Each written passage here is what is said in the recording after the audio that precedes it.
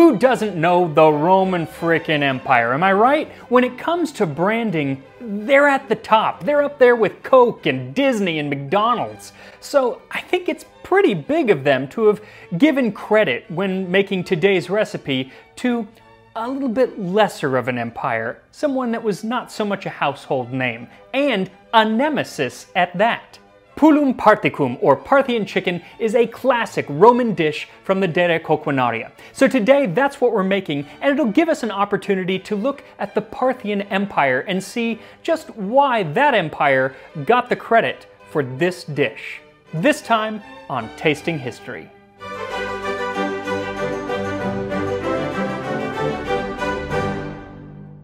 Pullum Parthicum, Parthian chicken.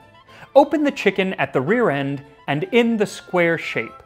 Pound pepper, lovage, a little caraway, moisten with liquamen, blend with wine. Put the chicken in an earthenware pot and pour the sauce over it. Dissolve strong Asafoetida in lukewarm water, pour it over the chicken and let it cook. Sprinkle with pepper and serve. So is this chicken Roman or Parthian? Well, it has a distinctly Roman ingredient, caraway seeds, which were grown in Central Europe at the time, but then it also has a distinctly Parthian ingredient, Asafoetida, which came to Rome along the Silk Road from Parthia. Asafoetida, or Asafoetida as it's sometimes called, is the extract of a plant of the same name that's grown in the mountainous regions of Iran and Afghanistan. It was a very popular ingredient in ancient Rome, especially after its North African cousin, silphium, went extinct. And I would actually love to do an entire episode just on silphium, so if that's something you might like to see, let me know in the comments. So I've never actually tried Asafoetida. I bought it just yesterday to make this recipe, and I undid the top, and I have to say, it lives up to its name, and so I'm a little trepidatious to actually eat it. Its name, Asafoetida, comes from asa, meaning gum, and fetida, meaning fetid or stinking. And it stinks. It smells like an apartment that I had back in college where over the summer a cat died in the wall and nobody knew, and the apartment was in Arizona, so yeah. Of course, it's going to be a popular ingredient in ancient Rome, and I can't wait to try it. Anyway, for this recipe, what you'll need is 1 chicken, 3 to 4 pounds, 1½ teaspoons of pepper, plus a little extra for garnish, 1 tablespoon of chopped lovage. So lovage might be a little hard to find. I actually got some because I had a viewer send it to me, freeze-dried from England. Very, very excited. Kind of smells like smells a bit like celery, but a little more potent. So thank you to James, Etty, and Bodie for picking this wonderful lovage and sending it my way here to the States. I do have to warn you, after some research about lovage, I found out you're not supposed to eat it if you're pregnant or have kidney problems. So, you know, maybe stick with celery if you want, or if you can't find lovage. 1½ teaspoons of caraway seeds, 3 tablespoons of Liquamen. Now that is garum, which I'm sure many people found my channel from when I discussed garum. It's that ancient Roman fermented fish sauce. So I'm actually using Colatura di Alici, which is a fermented fish sauce, rather than my quick garum that I made in that episode. This is going to have a little bit more of the umami flavor that you're going to get. You can also use just a regular Eastern Asian fish sauce as well. 1 cup or 250 milliliters of wine. You can use red, you can use white, it doesn't matter, it's up to you. 3/4 teaspoon of Asafoetida powder. Now if you can find the actual root, good for you, but most people are going to find this in a powder. If it's yellow, there's more turmeric in it, so you might want to use a little bit more, maybe like a full teaspoon. If it's brown, then there's less turmeric in it, so just stick with that 3/4 teaspoon. And 1/4 cup lukewarm water. So first we have to prepare the chicken, and the translation, I found many translations, and none of them really agree on what it's saying there in that first sentence. I kind of read it as, you know, cut open and then set like a square, which makes me think of like a butterfly or a spatchcock chicken. And I kind of love that word, spatchcocked. So that's what I'm going to be doing, but you can go ahead and truss it or cut it up. You can do whatever you want, but just know that the cooking times that I'm giving today are for a spatchcocked chicken. So if you are going to spatchcock your chicken, make sure to clean it out and then with kitchen shears, cut out the spine. Then flip it back over and crack the breastbone so it lays flat. If it keeps popping up, you can actually snip that breastbone as well so that it lays flat. Then set it into a baking dish and tuck in the wingtips so they don't burn. You can also cook this in like a cast iron skillet or a stainless steel pan, just anything that can go into the oven. And once your bird is set, you can either move on to the rest of the recipe, or you can actually put it into the refrigerator overnight, let the skin dry, makes for a crispier skin. When you are ready to move on, go ahead and set your oven to 450 degrees Fahrenheit or 230 degrees Celsius. Then grind up your pepper and your caraway seeds as best you can, and mix them and the lovage in a bowl. Then add your garum, and finally the wine, and mix together. Then in a separate bowl, dissolve the Asafoetida in the lukewarm water. Now for some reason the recipe has you pouring these two sauces separately over the chicken. I don't really understand how that's going to change things, but you know what? I'm going to do as the de Coquinaria suggests, and first I'm going to pour the wine concoction over the chicken and then the dissolved Asafoetida mixture. Then pop it in the oven for about 40 to 45 minutes or until an instant read thermometer stuck into the breast of the bird reads 165 degrees Fahrenheit or 74 degrees Celsius. Make sure to pour yourself a glass of wine so it doesn't go to waste. Now, if you're worried about the bird drying out while it's baking, you can go ahead and baste it a few times throughout the cooking process. I didn't, it wasn't in the original recipe, so I didn't do it, but it's probably a good practice. Now, while the chicken bakes, let us look at the empire that gets all the credit for this dish. Now, I'm not going to go into the long and rather complex history of the Parthian Empire and how they came to be, but it is pretty impressive. Essentially, Alexander the Great had this huge empire that stretched from Europe to India, and then when he died, it broke up into smaller warring factions. You had the Greco-Bactrians, you had the Seleucids, and then over here you had ancient Rome, which was starting to grow and kind of come in as well. And here, these little people called the Parni kind of squeeze into the table and are like, okay, all right, okay, and finally, all right. We've quickly taken over all of Iran, Iraq, and parts of the Caucasus and Syria. It was really pretty impressive. And what they were famous for at this point was something called the Parthian shot. And that's when the archers, during a feigned retreat, or maybe a real retreat, on horseback, would turn around and shoot at their enemies who were coming at them. And it's actually where we get the phrase parting shot. So that's kind of cool, right? But as cool as etymology is, what we're going to be discussing today is what they were famous for later on, when they kind of settled down, stopped trying to impress everyone, and realized that what they were good at was business and being the middleman of the Silk Road. Starting around 90 AD, the Silk Road ran from northern China, uninterrupted, all the way to Rome, and it was controlled by just 4 states.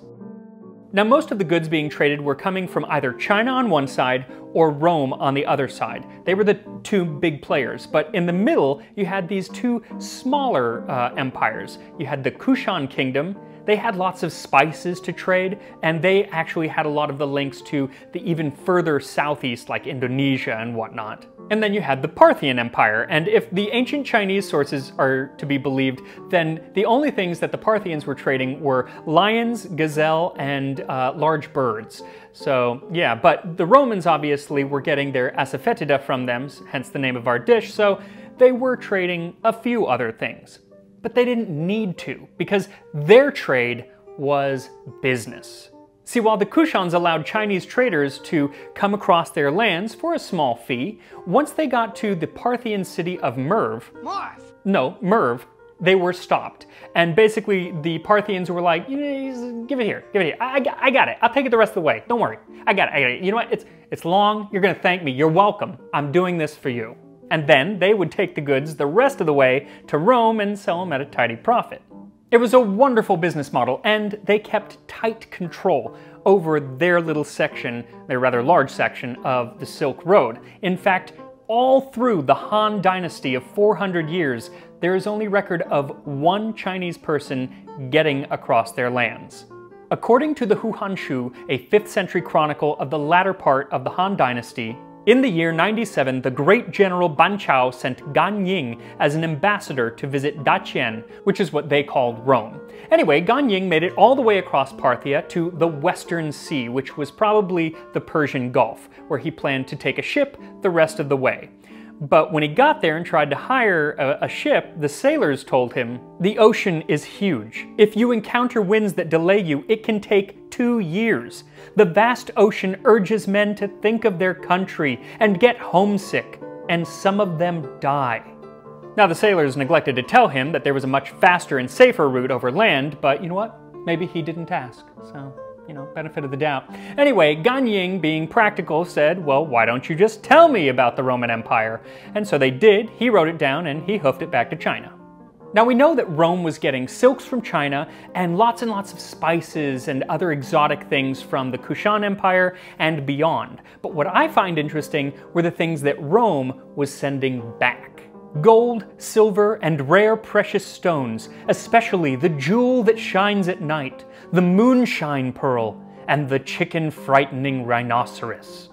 I assume that the Hou Hanshu is referring to, like, the rhinoceros horn there, but I just love that they made sure to let you know that rhinoceros frightens chicken.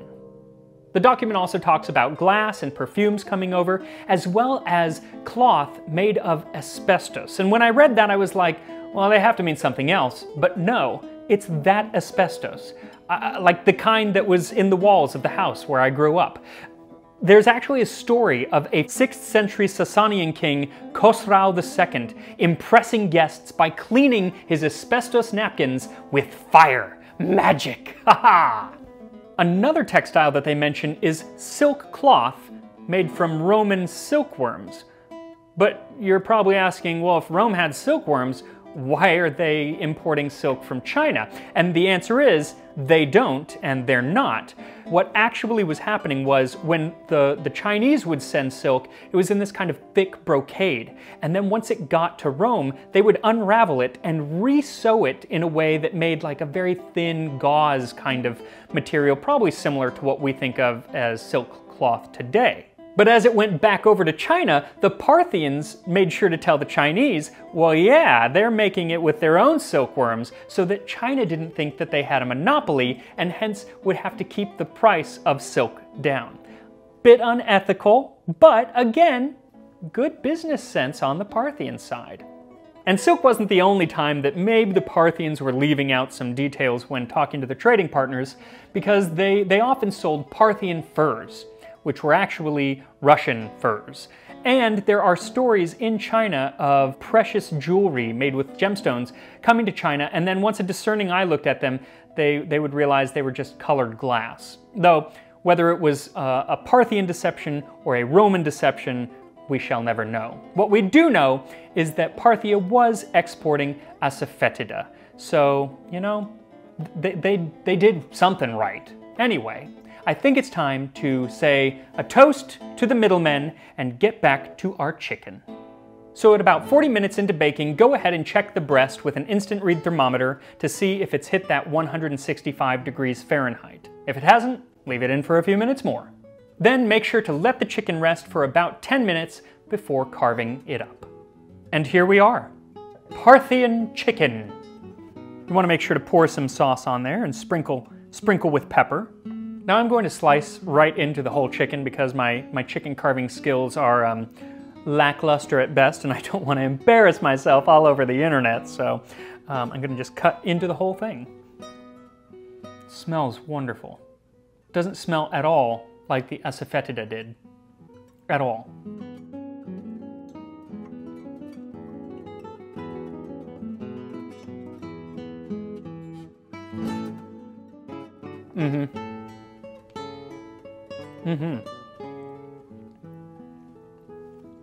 Okay, so it's amazing, but I don't know what I'm tasting. I don't know what I'm tasting. It's so foreign to me. I don't know if it's the Asafoetida or if it's the Garum, but it's wonderful. I can see why this ingredient or whatever is making this flavor came from so far and was so wonderfully prized. It is an interesting flavor. It's not a really strong flavor. You actually, when I first bit into the chicken, I didn't get it. I was like, oh, it's chicken. And then it just kind of washed over me. It's an umami flavor, but one that I've never really had before. It kind of reminds me a little bit of like a really nice chanterelle mushroom, which I actually don't like, but it's because of the texture. So you get the wonderful flavor without the texture of mushrooms. Then you get the celery or the lovage as well. It's this cool celery flavor coming through and kind of cutting through the umami. And oh, what a wonderfully complex dish this is. I heartily endorse this dish. It has two ingredients, the Asafoetida and the Garum or Liquimen, that do not smell good, that really, it's like, why are you putting this in food? But they work. I don't know how they work, but they work. It's like magic alchemy, because this is really fantastic and complex and something I don't think you will have ever tried before. So go ahead and make it. I'm going to link to a lot of the ingredients down in the description, some of the harder ones to find, but if you have trouble finding lovage, go ahead and use celery. Yeah, endorsed. A+, thumbs up, and I will see you next time on Tasting History.